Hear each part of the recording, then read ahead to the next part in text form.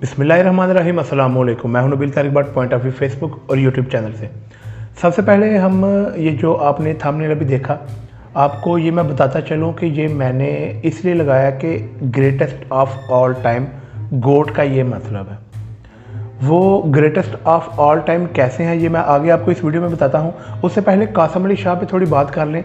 ये पहली और आखिरी बार मैं अपनी वीडियो में इससे बात कर रहा हूँ। वैसे तो सोशल मीडिया पे काफ़ी जलील किया इन्हें और इनके बच्चे तक भी बात चलेगी, वो भी हर वीडियो मौजूद है कि मेरे बच्चों को बुली किया जा रहा।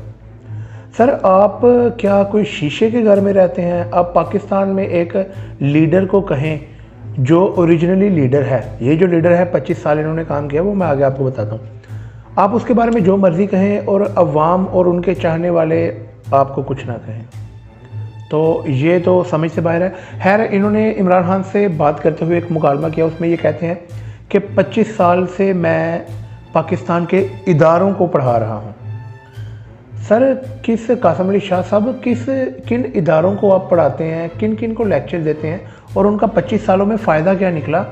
25 मई वाले वाक़या, अदालती निज़ाम हमारा 130वें नंबर पे है, ये सारा कुछ आपके सामने नहीं।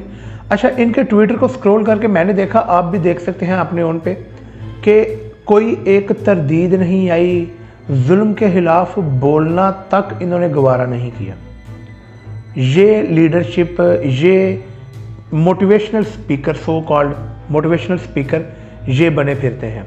खैर, इस पर ज़्यादा बात इसलिए मैं अब करना चाहूँगा, या नेक्स्ट मैं नहीं बात करूँगा। उसकी वजह यह है कि इस बंदे को ना हम पे छोड़ा गया है। अब छोड़ते किसको हैं वो आप सबको पता है, और किसने छोड़ा वो भी आप सबको पता है। तो इसकी आड़ में क्या क्या काम हो रहा है, वो ग्रेटेस्ट ऑफ ऑल टाइम कैसे हैं, मैं आगे इस वीडियो में आपको बताता हूं कि किस तरह नवाजा जाता है। अब नवाज शरीफ को मैं नाम तो ले रहा हूं, नवाजा मैं बेसिकली उनको नहीं कह रहा। नवाजा कैसे जाता है रिटायर जनरलों को, ब्रिगेडियर्स को, कैप्टन को, एयर मार्शल्स को। पाकिस्तान से बाहर ये जो पाकिस्तान को रिप्रेजेंट करते हैं, एम्बेसडर हो गए, हाई कमिश्नर हो गए, क्या पाकिस्तान में कोई ऐसे बंदे नहीं हैं कि कोई इतने क्वालिफाइड हों? अब मैं आपको नाम गिनवाना शुरू करता हूं, ये आपके सामने तस्वीरें भी चल रही होंगी।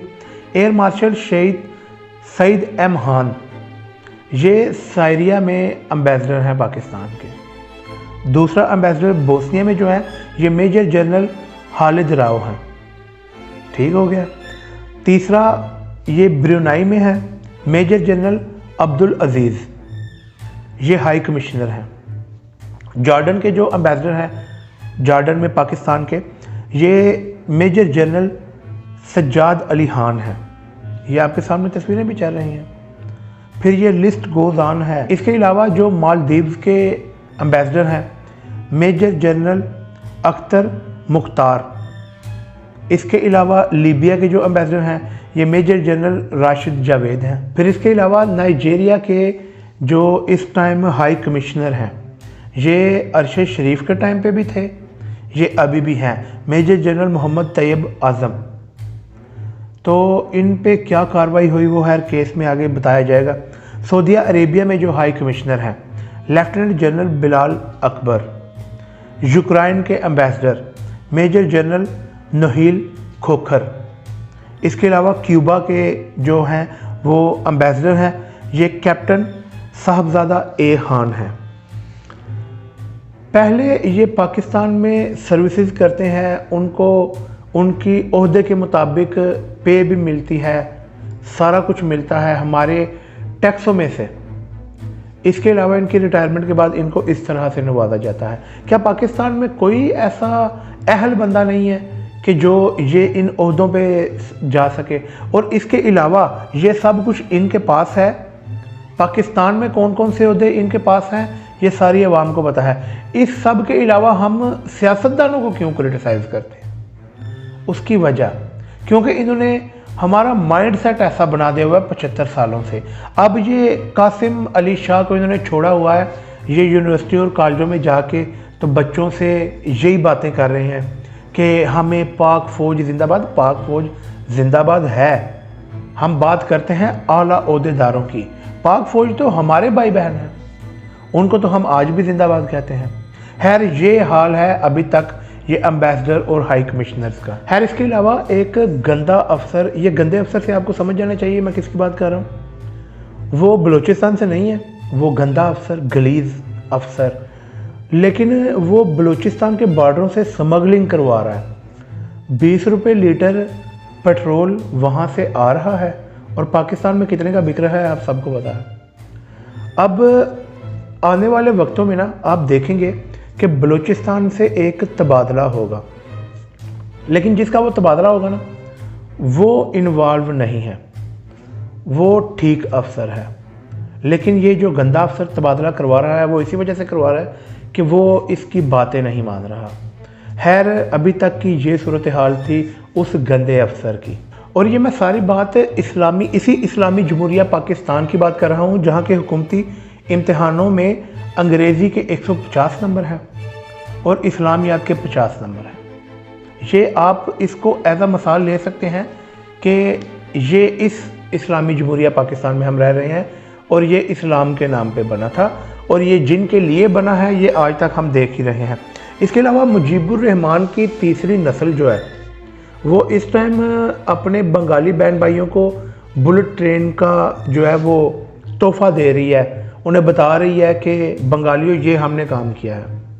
और इधर पाकिस्तान में भुट्टो की तीसरी नस्ल आटों की लाइनें हमें दे रही हैं, हमें डिफ़ॉल्ट की तरफ लेके जा रही है।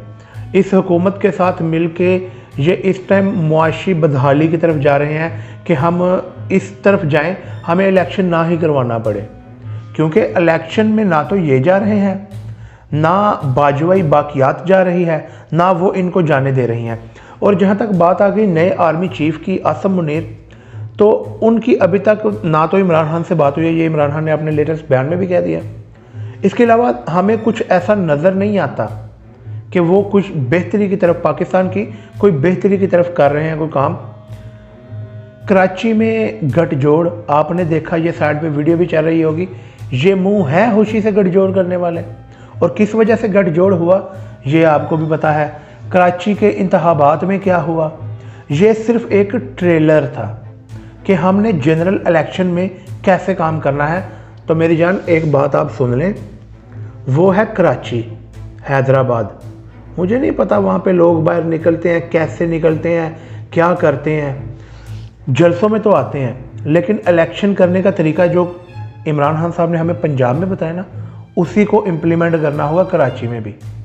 तो आए हैं जनरल इलेक्शन इधर पंजाब में जब होंगे, हम आपको इंशाल्लाह बताएंगे कि इलेक्शन कैसे करवाते हैं और उसकी हिफाजत कैसे करते हैं। घर तक छोड़ के आएंगे सारी गाड़ियों को। और लास्ट में जहाँ तक सेहत कार्ड की बात आती है, उसके ताज़ा तरीन जो अभी तक अदाद-ओ-शुमार आए हैं वो ये है कि पंजाब की आवाम ने, सिर्फ पंजाब की आवाम ने 71 अरब 92 करोड़ रुपए के मुफ्त इलाज से इस्तिफ़ादा हासिल किया है। ये सहूलत सिर्फ अभी तक पंजाबियों ने अवेल की है 71 अरब, तकरीबन 72 अरब रुपए की। तो ये हम पे लग रहे हैं पहली दफ़ा हमारे पैसे।